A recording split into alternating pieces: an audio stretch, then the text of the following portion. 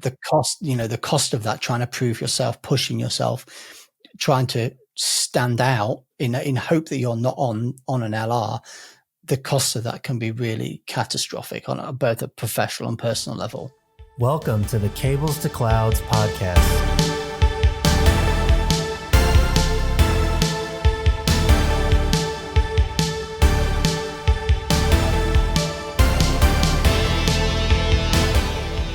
Cloud adoption is on the rise, and many network infrastructure professionals are being asked to adopt a hybrid approach. As individuals who have already started this journey, we would like to empower those professionals with the tools and the knowledge to bridge the gap. Welcome back to the Cables to Clouds podcast. This is Tim. I'm going to be your host this week. And joining us this week, we have a very special guest with us, Stuart Clark, who is Big Evil Beard on Twitter. Of course, also we have these two chuggleheads, Alex Perkins and Chris Miles, always with me. But Stuart, you want to go ahead and introduce yourself? Sure. Thanks, Tim. Thanks for having me here today. So, hi, everybody. I'm Stuart Clark. I'm a senior developer advocate with AWS. I've been in DevRel for 7 years now. Some of you might know me. I was with DevNet for 5 years. I was with Cisco for, I think, 10 years. I worked on a lot of the DevNet certifications, including the DevNet Expert. And done a whole bunch of stuff around network automation, and wrote a couple of books as well, just for the fun of it. That's right. You just finished one, didn't you? You got one that's up on Amazon now, don't you? I did, yeah. So I got a little bit kind of bored over Christmas. I'm not one for really taking breaks, and then so I'd saved them up some holiday for over Christmas, and I got a couple of days spare, and I just kind of sat down at the table and I thought, you know what, this would be really fun to write a DevNet Associate kind of study guide. And I think it's around 250 pages. And I think I put that out in about 4 days. That's impressive. Yeah, wow. Yeah, that's crazy. Yeah. So yeah, it was I just kind of sat there and just, went over the blueprint and just thought, what do I want to read? And I think, you've authored a number of pieces, Tim, including a very great book. And I think there comes a point where, like with a lot of books, you've read a lot of books, and then so one day you just think, you know what, I'm going to write a book. Yeah. So why not? No, yeah, the pace is absolutely amazing. I mean, I'm sure Chris can attest as well, since he's working on this other book with me. And this was your first. Sorry, was this the first one that you wrote back to back? I know you've done contribution in other books as well. Yeah, so this was the first one that I kind of solo did. You're right, I did the OCG Dev Core book for Cisco Press with bearded brother Quinn, Jason and Hazim, 2 distinguished engineers over at Cisco. Back when I was with Cisco, I got that opportunity because one of their authors dropped out, and they knew I was really keen as mustard to have a go at that. So that was, I was one of 4 authors on that one. I'd done other sort of contributions to books and just chapters and kind of ghostwriting previously before that. And then obviously most writing experience had just been through technical blogs, through various, personal blogs, and also through the stuff that I was publishing through, the developer channels when I was with DevNet. But yeah, books are totally different mindset. I was going to say, I'm the only one here who's never written a book, apparently. And I struggle to do like one blog post a year, so I can only imagine. Don't speak too soon. I haven't written a book yet. I've helped do a couple chapters so far. That's but dude, to like 250 pages in 4 days is insane. I think it's once you get into that mindset, and I found that when I was, first writing the Dev Core book, there's a real sweet spot for me, and that's the first 90 minutes in the morning. So, but that's not like the first 90 minutes when I wake up. It's the first 90 minutes I sit at my desk. Yeah. So I can go and do my cardio. Right. I can go and do the gym. I can go out for coffee with my wife. I can go and do my morning stuff. But the first 90 minutes, I kind of sit down in my work desk. That's the kind of the biggest and the most complex tasks I do in that first 90 minutes. And for me, that is writing, I can write. My brain is kind of really active. It has the majority of blood flow, I guess, at that kind of day. So before it starts to get foggy, usually about 11 a.m. And yeah, and that's, for me, that's the best time to write. Yeah, I do the same in the morning. I mean, I write my best in the morning, and that's what I kept. Keeping a schedule is really, really important. Yeah. So totally agree with that. Yeah, start writing for like 5 minutes and then expand that out to like 10 minutes and just do that, and then it just builds up over a period of time. Yeah, for sure.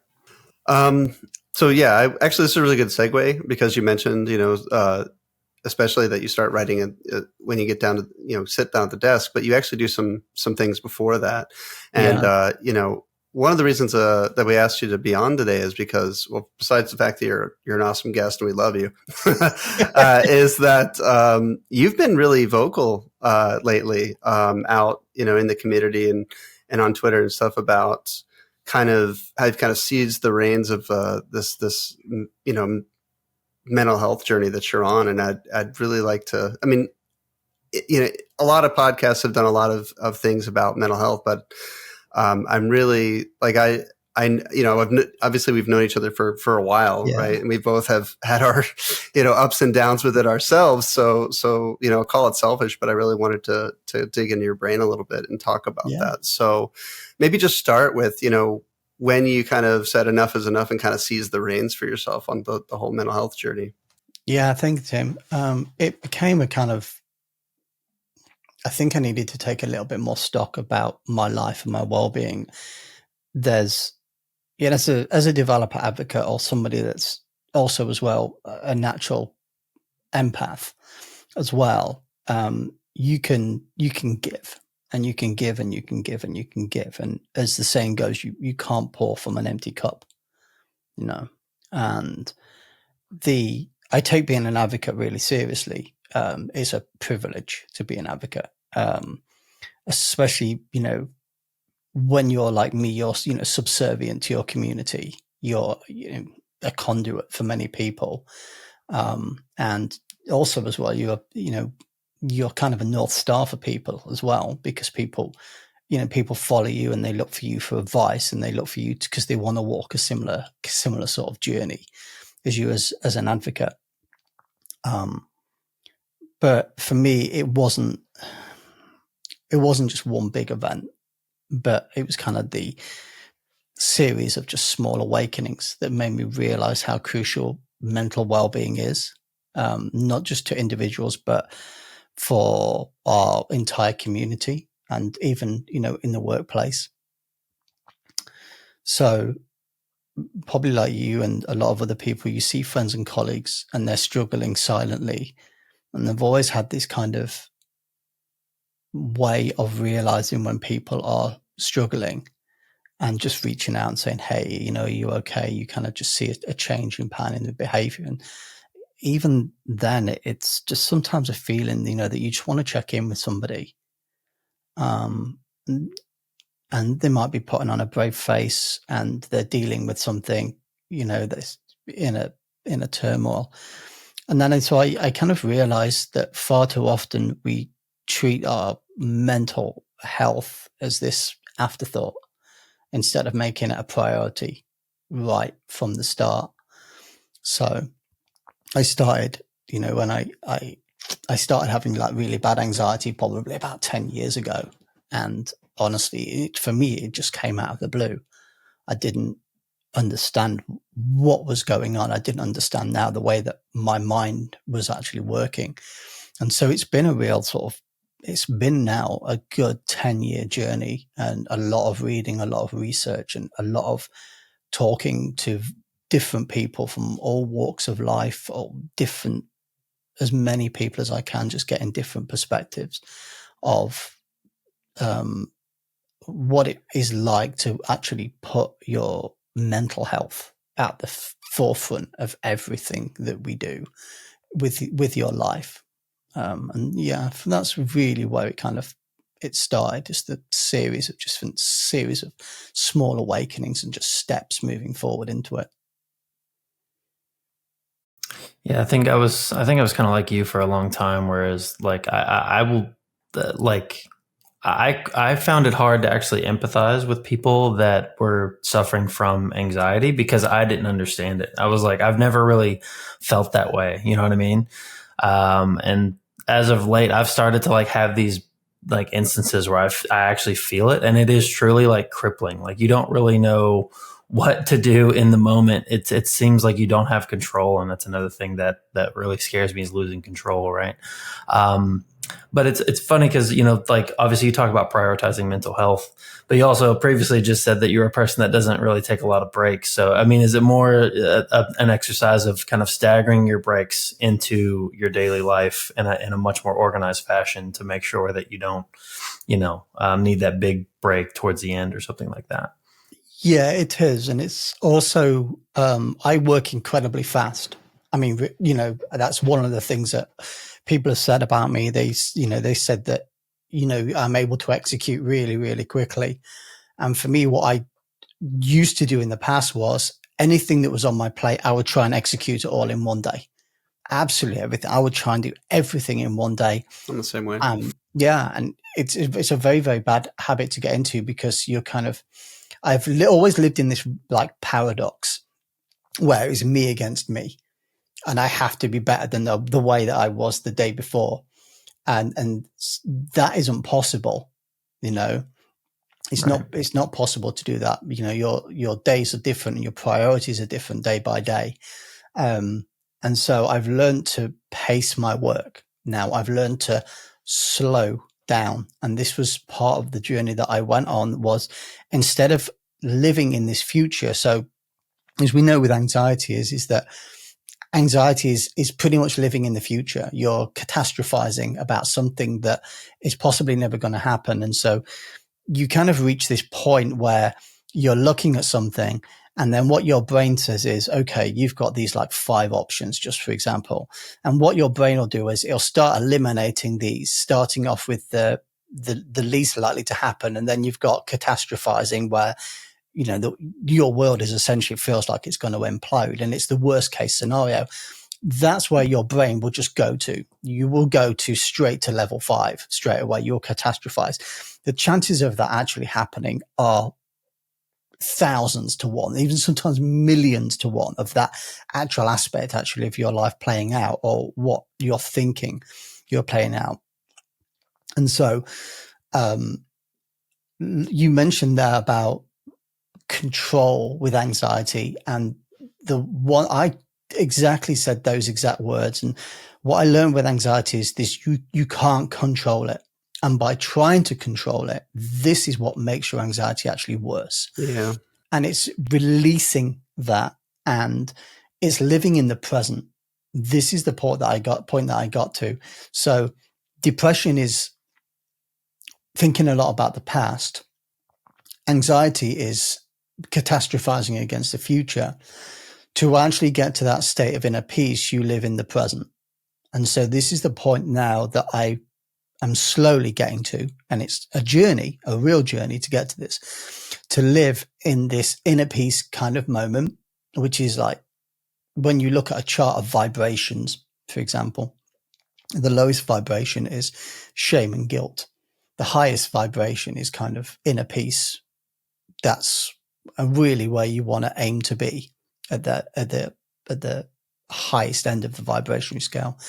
And it's about living, like I said, in the present and concentrating on what is in front of you today, what is in front of you right now, not what's going to happen this afternoon, what's not going to happen tomorrow, because you start to get into this cycle and you start to worry about things. And, I'm a big worrier.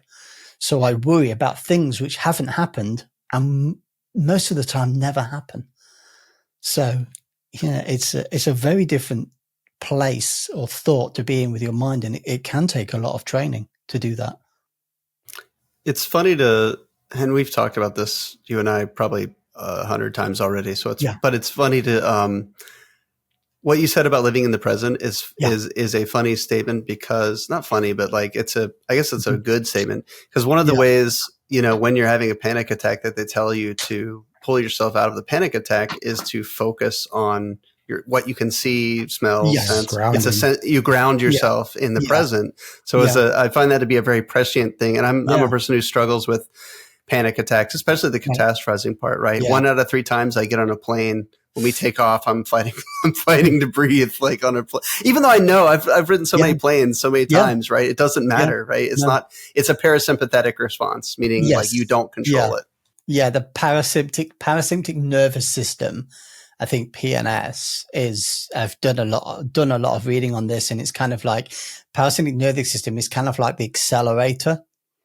And then you've got, like you said, you've got to concentrate on that one thing. So you're kind of like squeezing on the brake to actually do that. And you can do that through, like you said, concentrating on something that's directly in front of you in the room, might be a person, an object or whatever, and then controlling your breathing. And if you can slow your breathing down and get to that sort of balanced rhythm, you can't be panicked and be slow breathing at the same time. Your brain is only capable of actually thinking of one thing at once. I know we all like to think that we can multitask, but this is one of the things I've learned from doing meditation. Task switching.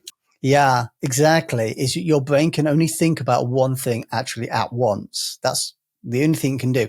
So focus on that one thing and then start to control, your breathing.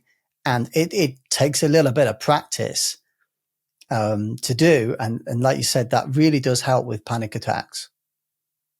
Yeah, it's funny you mentioned that about the plane thing. I remember, I rarely have it anymore, but there, you always I think I heard some statistic one time, and this could be completely false, and I don't care because it helps me in the moment.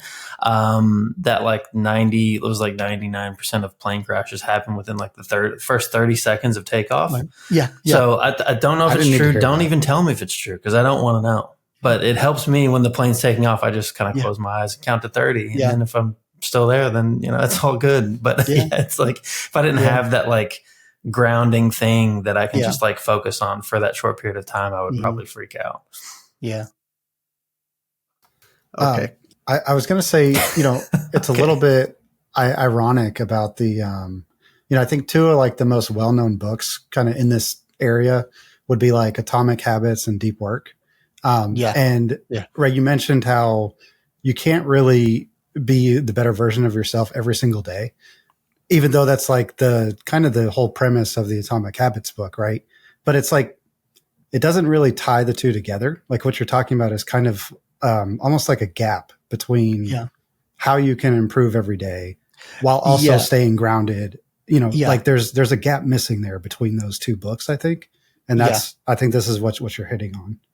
Yeah, and I think just to add on that is that let's just say, for example, that I go to the gym on a Monday and I bench press 100 kilograms in pounds. I'm going to get this completely yoked, bro.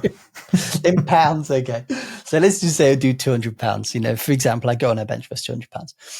The next day to go and expect to do 250 is chances of that are really impossible. Right. So if you break your PR on the Monday, breaking your PR again the next day with a big increase isn't going to happen. And so one of the things I like talking about as well is consistency. And we often think that success is big milestones, right? We think that, but success can be so many things. And I think you have to also get that into your mind, is that the wins that you have every day, and we have wins every day, is to acknowledge every single win. You don't just acknowledge the big ones, you acknowledge the small ones. And it's that kind of, there's a kind of a gratitude in there of acknowledging those wins. And grateful people statistically have less anxiety. So if you're grateful if you can have gratitude and celebrate the small wins, no matter what those wins are, and actually take a break. And I'm guilty as hell for this, is not acknowledging any success. And I can talk about that as well for length as well, is acknowledge your success, no matter how big it is, no matter what it is, acknowledge that success. And, to your point, you are moving forward every day, but you're not trying to break your kind of personal best every day. I was real bad at this as a kid, and I've not gotten any better as an adult. When I was a kid, I was that kid that always, if I did something, I would always place the next roadblock in front of me. I would move the goalpost for myself forever, and I still do it as an adult, and I catch myself doing it. And I mean, what you said is spot on, right? Like, you can't do it because at some point you're gonna miss the mark. You have to miss the mark, right? Yeah. You are. That's you're gonna miss the mark. Yeah. And that's, and another piece to this puzzle is learning to fail. And, I think that's the kind of the side that people don't see, because they see folks like yourself, Chris and Alex and Tim, they see what you do here with the podcasts, and they see, the content that you put out, and they see you on social media, but they don't see what goes on behind the scenes, the hard work, the hours, True. The people don't see that, and it's what a lot of people say. This takes place in the darkness, and this is the kind of the dark side of like social media in general, or what do you mean? Yeah, it's kind of it's the failure. It's the failure, it's the pain, it's all of those things that go along with that, and a lot of people don't see it, and of course a lot of people don't talk about it as well. That's right. It's not exciting. No, it's not exciting, and it was kind of I think if you've ever seen any of the kind of presentations that I did when I started doing presentations about automation, network automation, I never kind of painted it like, fluffy, shiny, great unicorns, and that this was network automation was going to solve all of your problems, because it just doesn't. If I was to say that would be just a kind of an outright lie. And so I told the story of outages. I told the story of pain. I told the story of problems from a business level, from a configuration level, from a change level, from every kind of level that you see within a business. But at the end of the day, I took those lessons that I'd learned when it feels like you just ran some script and it's caused huge problems. What did I learn from this? Yeah. When I fail, what do I learn? And it's hard to see what you're learning while you're failing, because all you're thinking of is like, I nearly said the F word there. I shouldn't swear. It's okay. You can swear. You can say the F word if you want. It's like, holy fuck. You just brought all of this down. What's the lesson here? Yeah. And it's really hard to see that during it's when you're going through hell, it's hard to see the freaking lesson. It really, really is. I like Churchill's take on that. I always have. It's always been one of my favorite quotes, right? When you're going through hell, keep going. Keep going. Yeah. Yeah. Well, on that overnight success thing, right? There's all kinds of quotes that are like, oh, it takes only 10 years to be an overnight success, right? Yeah. And it's so true. Like, there's so many little steps along the way, like you're talking about. Malcolm Gladwell's book Outliers covers that really well. About how Bill Gates was in like exactly the right time, exactly the right place to become who he became, and it had very little to do with his amazing natural talent and everything to do with where he was and who he was and when he was. Yeah. Yeah. Had nothing to do with his dancing at that. No, that did not come into play. All right, I want to rein us back in a little bit because for the dancing. Ballmer was the I don't even want to call that dancing. That was just walking around the stage pumping his fist, but whatever. Anyway, that's something, dude. Dancing, it's interpretive. All right, let's pull it back a little bit. Yeah. So, because I want to tie this into tech, and the truth is, it's already tied into tech, like inextricably, as we all know, right? It's inextricably tied to tech. But what do you think good mental health in a tech industry as a tech person would look like? And more importantly, when do you think, and this is kind of an open question for everybody, when do you think that you're far enough in your career that you can actually do that, versus the hustle of being new, right? Mm-hmm. Yeah, it's a great question. And my former manager, Emily Freeman at AWS, did a really, really great talk recently, which if you haven't seen it, it's an amazing talk that she did last year. And it was, I think the title was How a Chicken Tried to Kill Me. something like that. It's an amazing thing. And what Emily talked about in that was how companies will say, we want you to be your authentic self. We want you to bring your full vulnerability to work. We want you to be yourself. But that's great from a HR perspective. But do companies actually really mean that? And so within tech, what good mental health looks like is it's this environment where people feel safe to be vulnerable. They can ask for help without feeling judgment, repercussions. It's where companies essentially will actively invest in the holistic well-being of all of their people, all of their staff through things like resources, education, and also a culture of compassion. For me, it's also the place where unhealthy work habits like burnout, endless crunch times, they're just no longer glorified. I think, I've seen a bit of this as well on social media as well, like how we celebrate big hours and all of those things. And diving catch culture. Yeah, man. I was just going to say, yeah. But that needs to be recognized as basically being unsustainable and damaging. Now and again, it's all right to do this once or twice. In engineering, that happens. It's kind of it's almost a rite of passage. In engineering, especially network engineering, where you're an on-call engineer, it happens.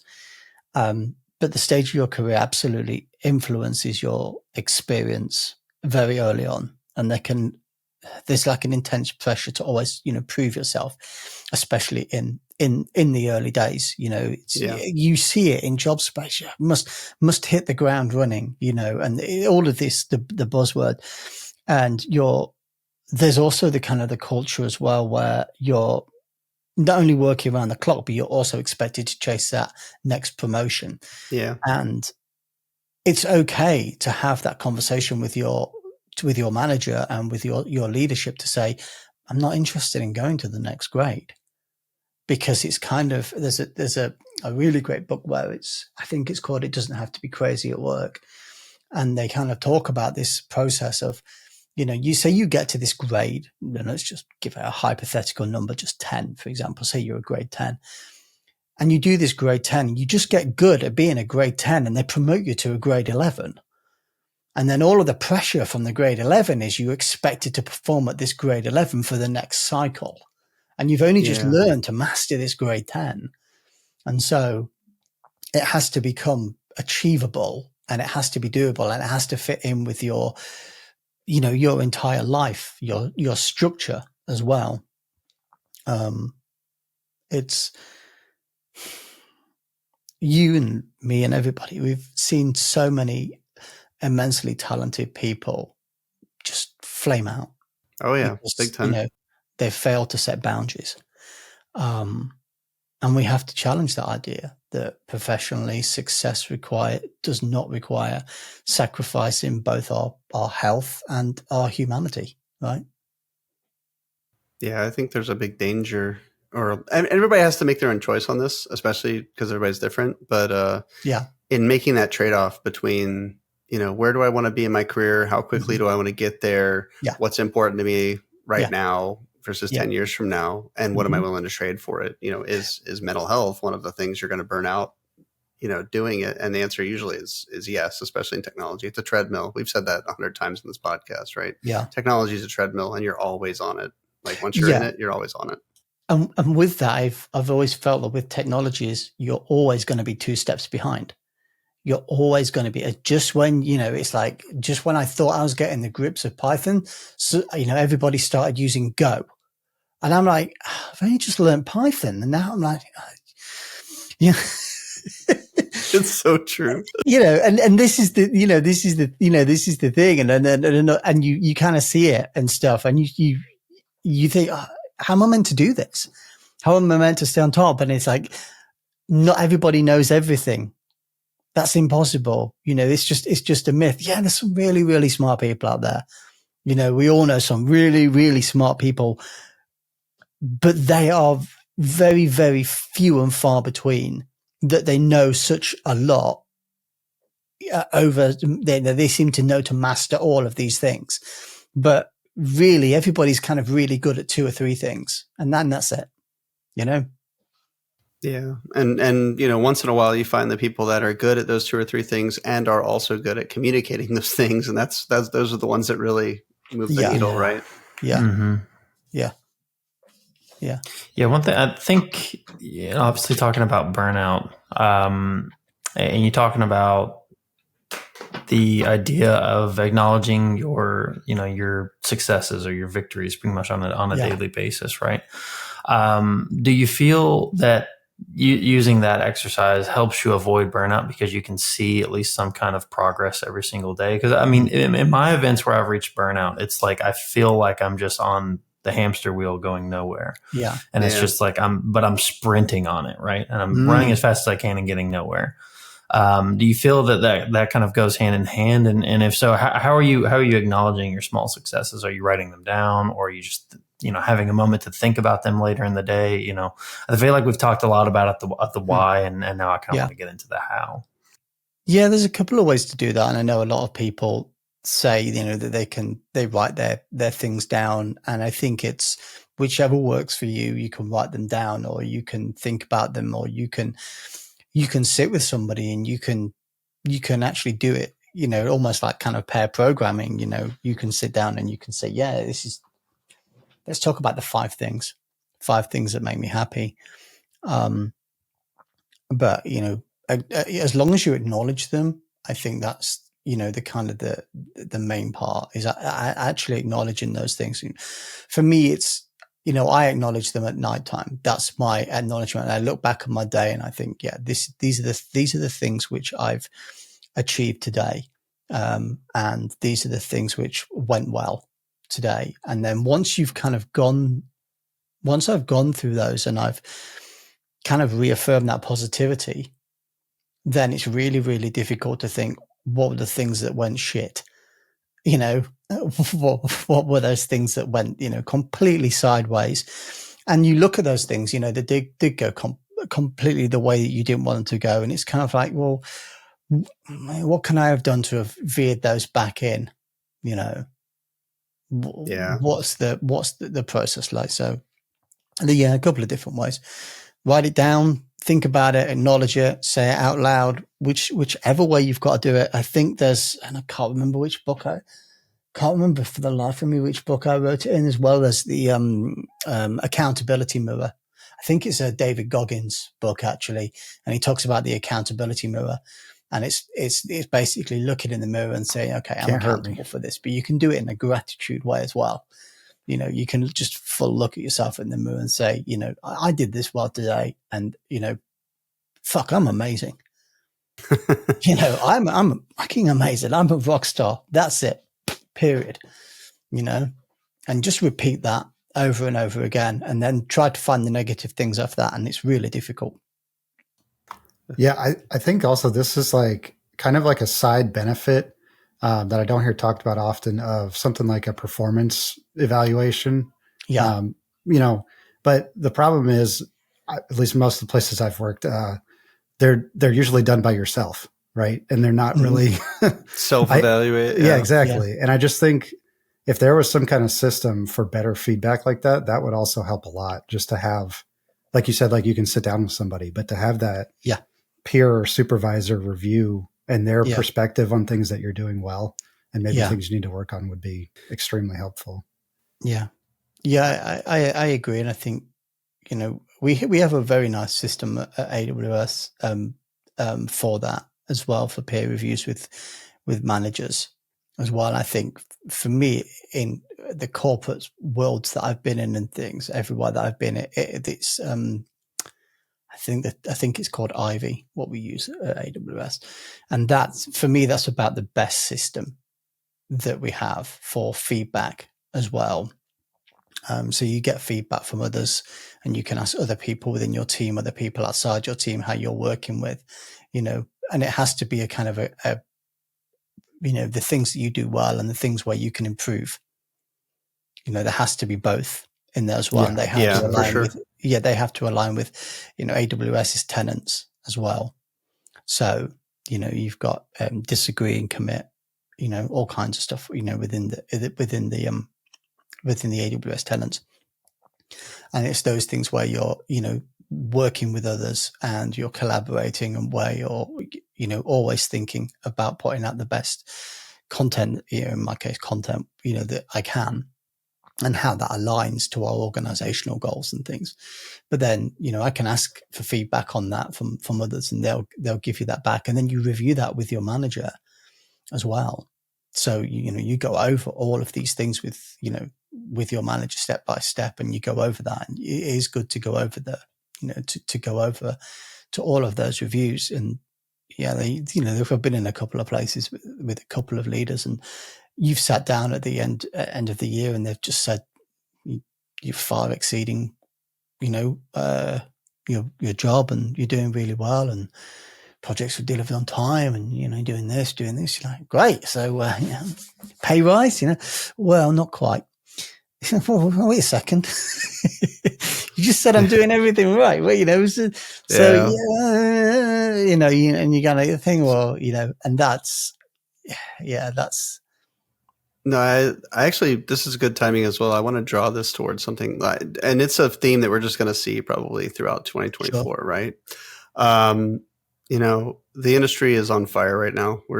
We've got, everybody's on fire, right? There's so many layoffs happening, uncertain future. In America, we also are, of course, in an election year, which is we are here. Oh, are you? Oh, brilliant.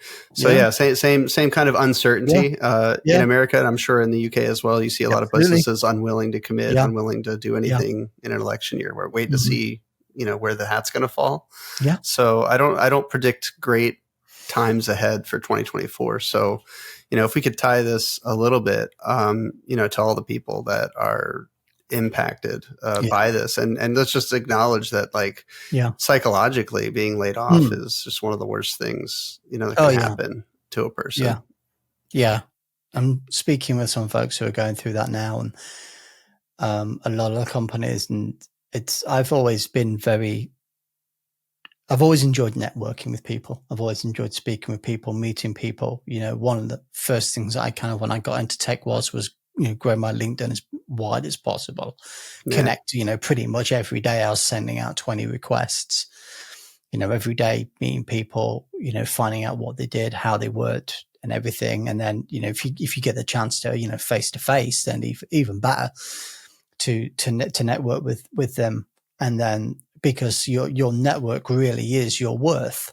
And when things go tits up and you find yourself on an LR, then that's when you realize, it's, and I'll get the quote hideously wrong here, that it's not the people who are there for you when you're successful. It's the people there when you aren't successful. Yeah. That's when you need that support. That's when you need that network. And I said to I'm helping a lot of people at the minute find new roles, whether I can help them find at AWS or whether I can connect them to, other people. Somebody messaged me the other day and they said, hey, do you know anybody at this company? I'm like, actually, I know 3 or 4 people at that company, including a VP. What can I do for you? And they said, can you just give me an intro? I'm like, I'm on it. I'm doing it now. I was doing it on the weekend. I was doing it this morning, first thing when I woke up. It's helping people. But I think the one thing that it is driving right now with all the layoffs and things, it is creating a real big culture of fear. And also what you can see within companies, as well as I hear this a lot, is it's really driving down collaboration, because people within the companies, people within teams are trying to prove their worth to the company. And a lot of people can get into a mindset of, okay, then I can't do that as well through collaboration. I need to do that as an IC. I need to do that as an individual. Yeah. This is, I think, where when you're in this culture of fear, it's a danger zone, because then we start pushing ourselves past a breaking point, which is very, very real. The cost of that, trying to prove yourself, pushing yourself, trying to stand out in hope that you're not on an LR, the costs of that can be really catastrophic on both a professional and personal level. And that's something as well that I think leaders have to be good at recognizing, seeing those signs,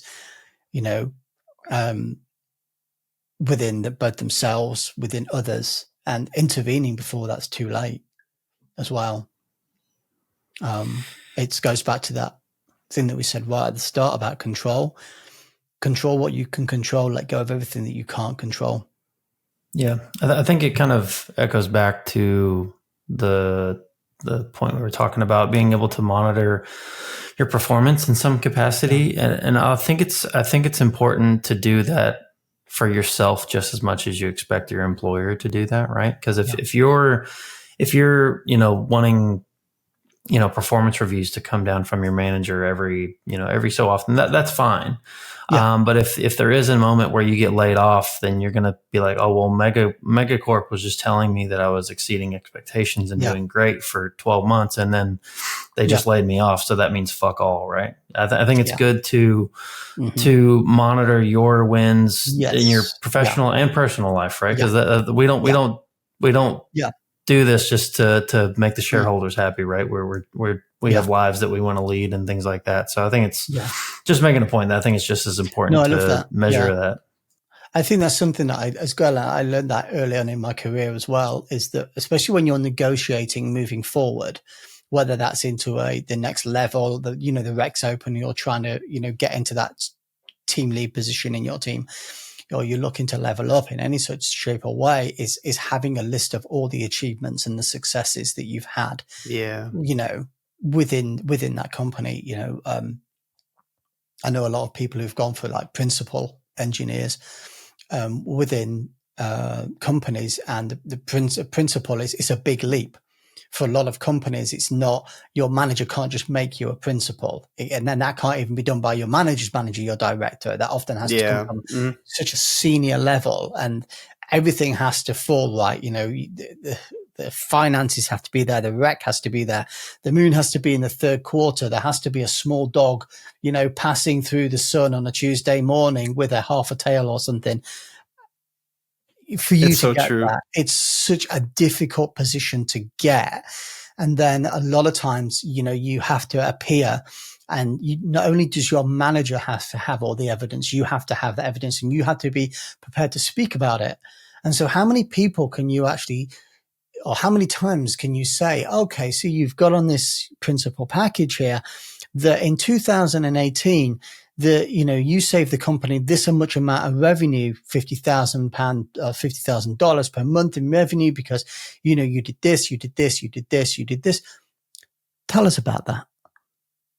And, you're going to get like a deer in the headlights kind of scenario. You have to have all of those things. And that's, if you've got all of those things, just like you said, written down, it's kind of, when the shit hits the fan, you've got the LR, you need to look back at your achievements and say, I am that, I am worthy. I am enough. This is going to suck. It's really going to suck, but I am worthy of that next job. I mean, I can't imagine, honestly, what being on an LR is like. I really, really can't. But I imagine that the imposter syndrome comes at you hard. Oh yeah, I've really heard this from multiple people, many people. It's like, I mean, it's hard. It's hard not to take it personally anyway, but it's especially hard not to take it as a performance review of sorts, right? Even though it might not have anything at all. You're just, at the end of the day, someone had to round a zero on a budget sheet, and they didn't care.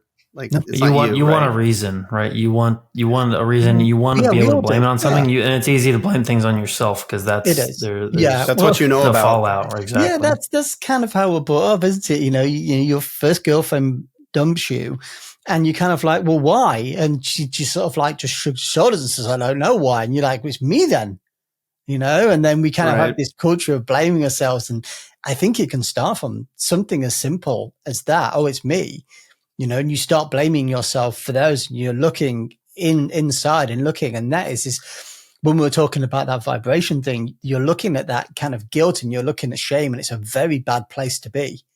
A very bad place to be. It's kind of That's the easiest place to go, though, right? Because you know yourself. You know yourself better than you know anyone or anything else, right? So it's very easy to look inward and see the reason in yourself. I think it relates also to how much you want to admit that you control the situation.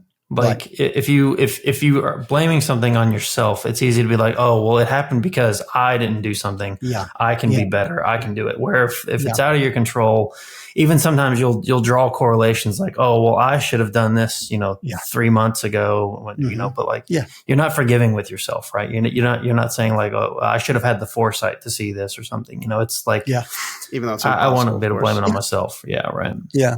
Yeah. I mean, I've heard from people who've been on LRs both recently and historically, and it's kind of like it's just come completely out of the blue. Like one of my friends relocated from the UK to San Jose. He'd been there 9 months. He was just settling in.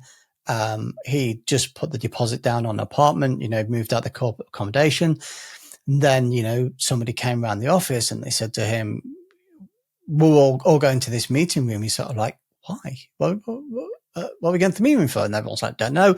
And everybody kind of gets down there. The meeting room goes in there, senior leadership comes in and just basically wipes out the entire team. Sounds right. Like that. That's and crazy. He's just sort of like, well, I just moved here from England. And they're like, it's not up to us. Yeah, they don't, doesn't matter to them. They don't have to worry about it. No, well, they were gone as well. Oh, well, there you go. They were all gone as well. And, the leaders that were stood up there, friend's manager was like, yeah, I'm gone as well. I'm like, all of you, just gone. That's it. They've just decided, cancelled what we're doing. And we're all, so we'll help you find other work, blah, blah, blah. And that's just how it is. It almost feels like numbers in a hat sometimes. Oh, yeah. I don't think it's based on performance. Sometimes it is based on performance. Sure. But I think also there's numbers in a hat. And it's hard and they'll never tell you which is which makes the whole thing just much more hard on yourself, right? Yeah. And like Chris was saying, then all of a sudden it's because you don't know, you start to turn in on yourself. Yeah. Tough issues. Okay. So, we're running out of time, but I think what's important is that, rather than just, because anytime we talk about layoffs, especially this year, things have just gotten kind of dark. What I would love to do though is to say, all right, so how do we pull this back? How do we help people that need to have that kind of that improvement? How do they pick themselves up and move on and have that mental health to go after the next job? I think is the real positive message we're looking to try to bring together.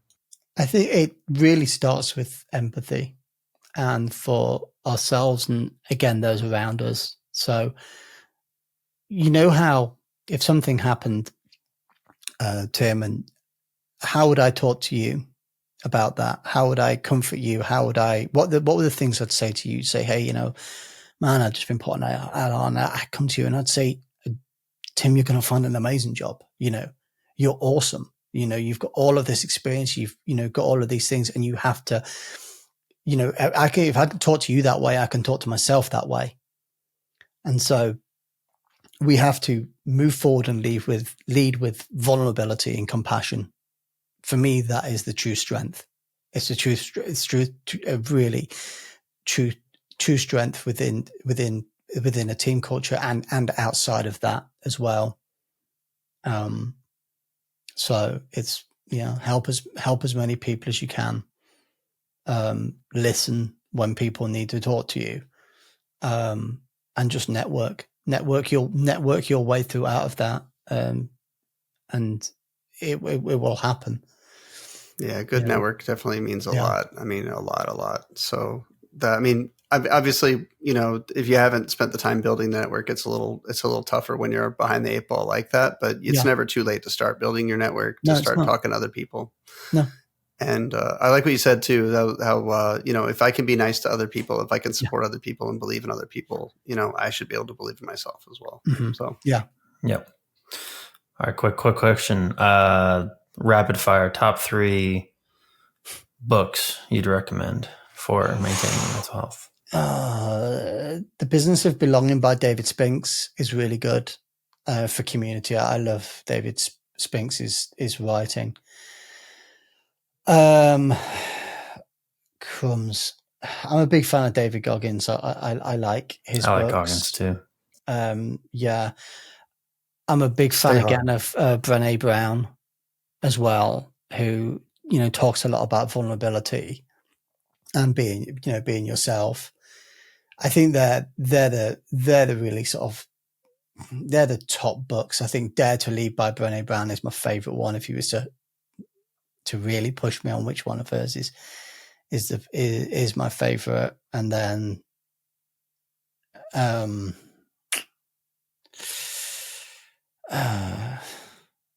think, it's cliche, but the Phoenix Project's amazing. Yeah, that's true. Yes, Unicorn Project's amazing. Yeah, it is. There's some really, really good books. What at the very beginning you mentioned you seem to kind of have like a morning routine.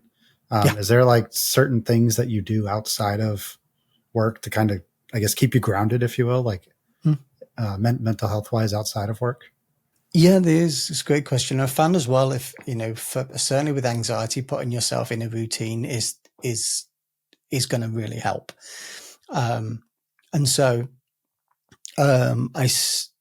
morning in the morning, it's kind of, I don't know if you've seen the stuff by Andrew Huberman. Andrew Huberman's an amazing, great person to follow. Has a really, really great morning routine. And so I've adapted some of that into my morning routine. I was kind of already doing most of the things, but added a couple more. So, first thing in the morning, if you can get out and get sunlight first thing in the morning, that's amazing to do, to go out in the sun straight away in the morning. And I admit that's a little bit hard when you live in rainy England and it's still dark and it's at 8 a.m. So that one, unfortunately, I can only do during this, the summer, which, UK summer is just generally 2 weeks of warmish rain. So I, first thing in the morning is just kind of get up, get some fluid straight in my body, so a good amount of water, have a sort of like a stand up and a stretch.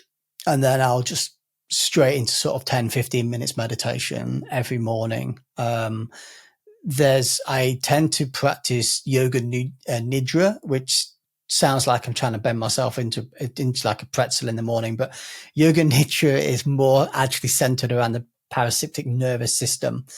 So I don't know if you do this as well, but sometimes you can wake up in the morning and you think, I've got to do this, or this day's pressing, I've got this meeting, this is going to be happening.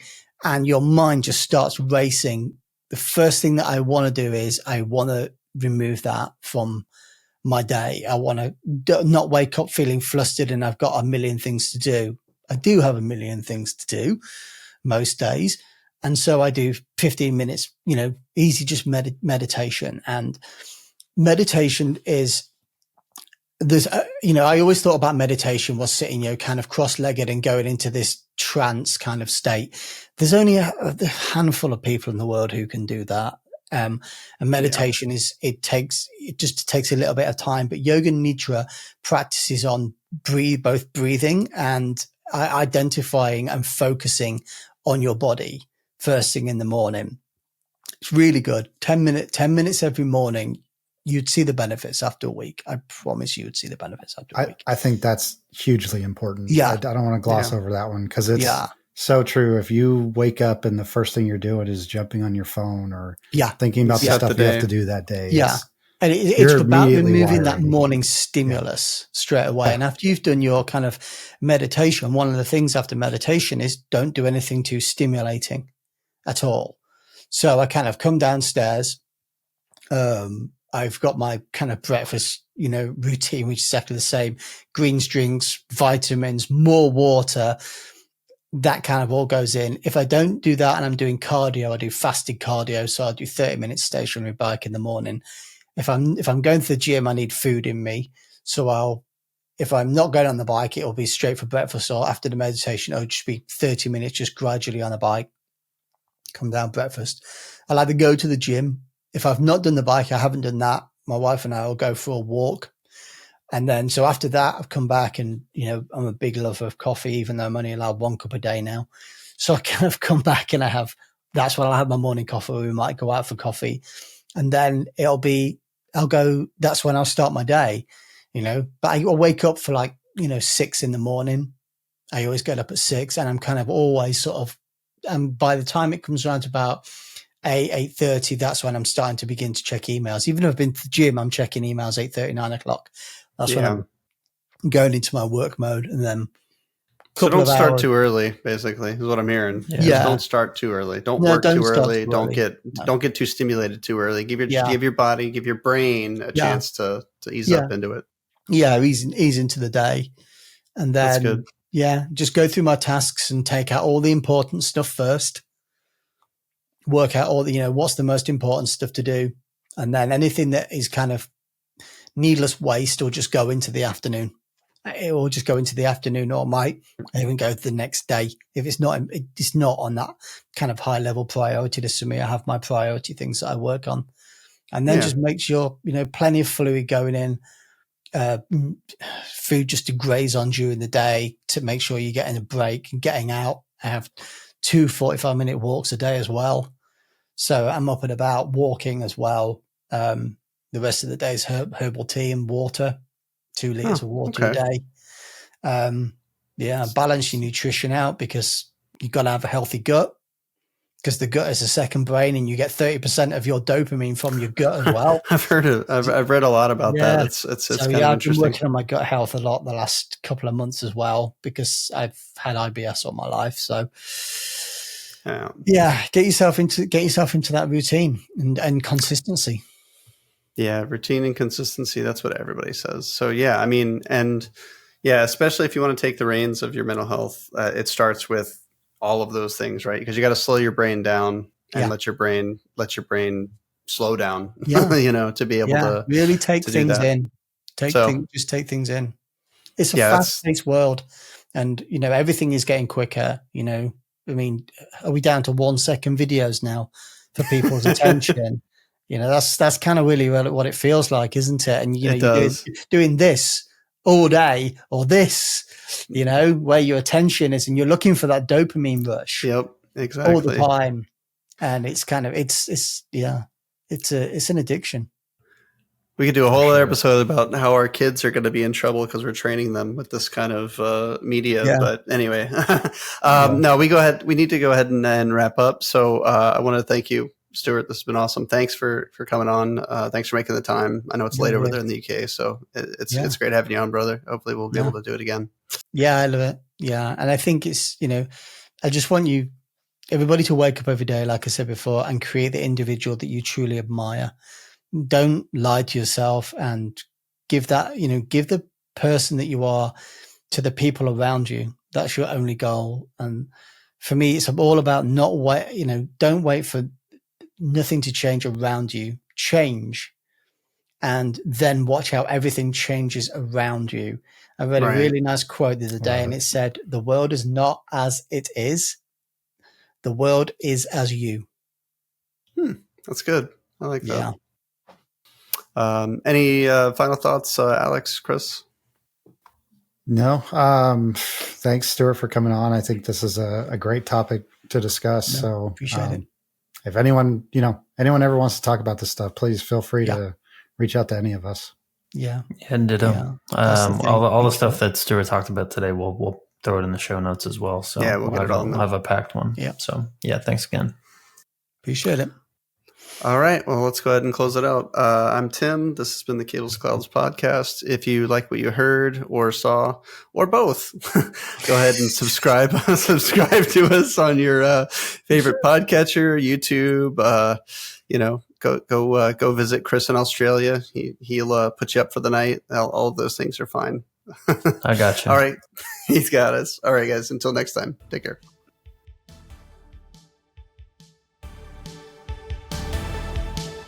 Hi, everyone. It's Tim, and this has been the Cables to Clouds podcast. Thanks for tuning in today. If you enjoyed our show, please subscribe to us in your favorite podcast catcher, as well as subscribe and turn on notifications for our YouTube channel to be notified of all our new episodes. Follow us on socials at Cables2Clouds. You can also visit our website for all the show notes at cables2clouds.com. Thanks again for listening, and see you next time.